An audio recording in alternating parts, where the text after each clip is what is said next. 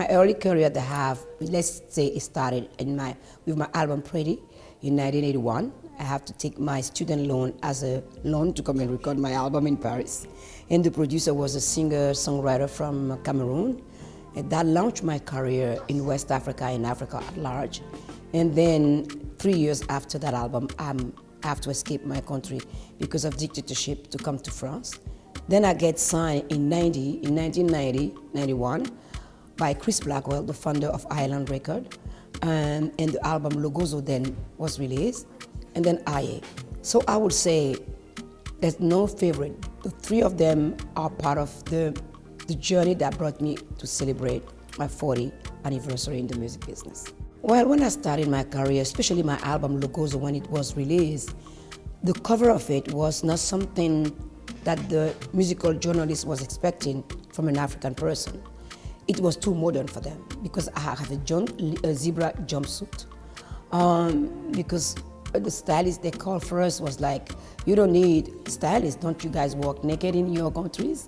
And I'm like, I went out and bought that jumpsuit. And the music in it also was too modern for some of them. Because for them, if you're an African artist, the only thing you're allowed to do is traditional music. And if you have to put any guitar on it, it has to be minimal at least. And me, for the first time, I put electronic in it. I make it completely modern. But in Europe, it was not, it was too modern for them. And I was too early. I was to say I was too early. And because of that, they said, well, it's not African enough because the way I was dressed was not African, it was too modern. And the sound was too electronic. This young generation, they all grew up in my music. They all sample my music.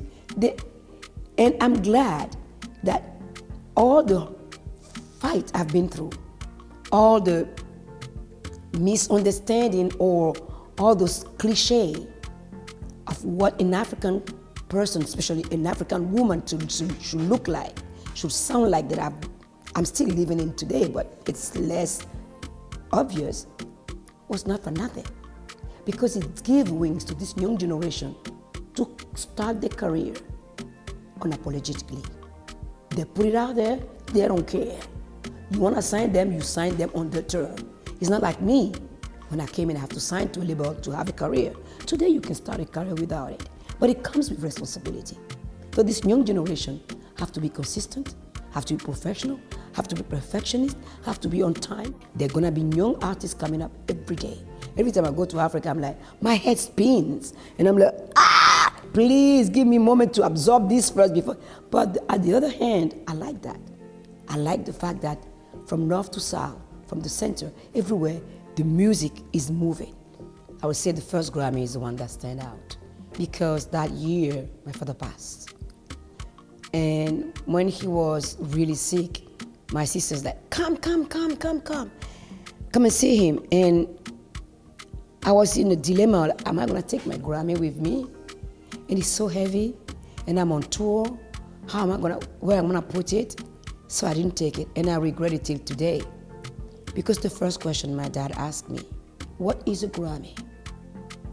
So I have to explain to him what a Grammy is about. He said to me, finally, you find a country where people can recognize talent. Because my father has always been that person that invested in my career. When I did my first album, the local promoter was a friend of my father. So to launch my career, he said to my father, the first concert, we're gonna do it in Togo next door, and I'm gonna produce it, and I'm gonna provide the musician. But 2 weeks before, he came back and said to my father, you know, Frank, your daughter is too little, nobody's gonna see you on stage. What's the point of investing in your career? And my dad said, do you hear yourself sounding stupid?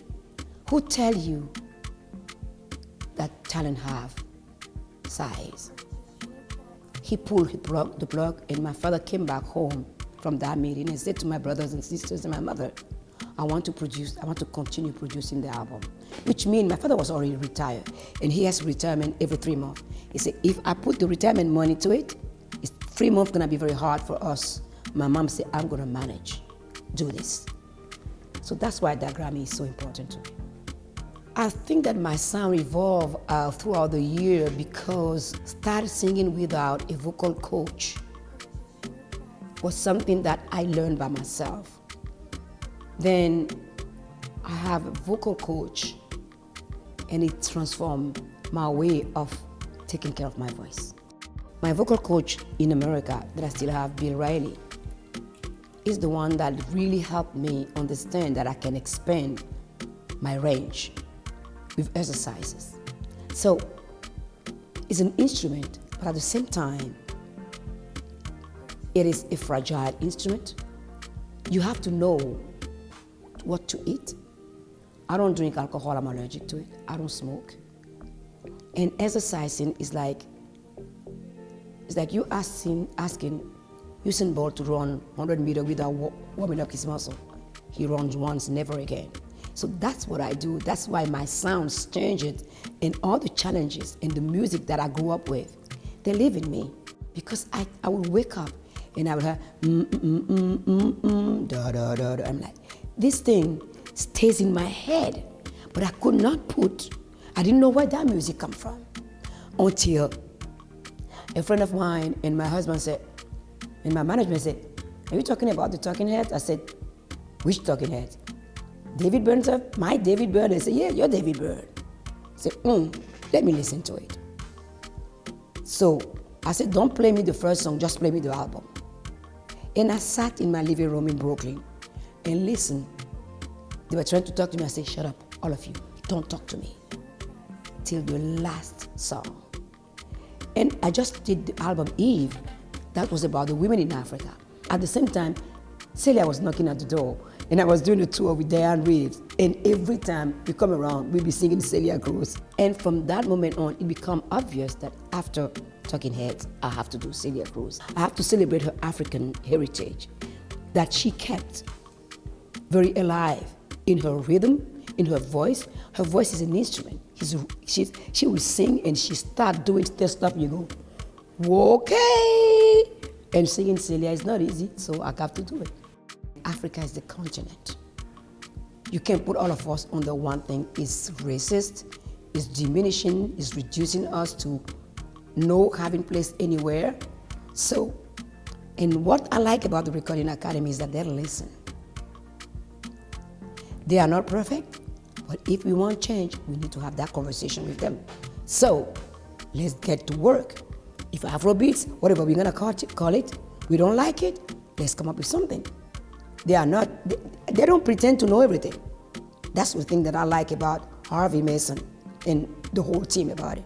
Let's have a conversation. Let's sit and talk. What do we want? How do we make everybody represented? How do we have gender equality? All of those things never existed before since Harvey comes in, and we're making progress. So I say, you wanna criticize? Okay. You wanna criticize, bring a solution to what is not working. Let's do it. Let's find a way that everybody is equally represented. That what I would like to celebrate on the next album basically is the spirit of my mother. Joy, for me, was to pay tribute to a woman that raised 10 children with one paycheck, that never gave up. No matter the circumstances, my mom would always smile through it. We'll always joke about it. We can be sick, we can be dire situation. She's always have that joy. And she always used to say to me, joy is a state of mind. And when you have joy as a gift, it costs nothing. But when you really believe in the power of joy, you are unbeatable.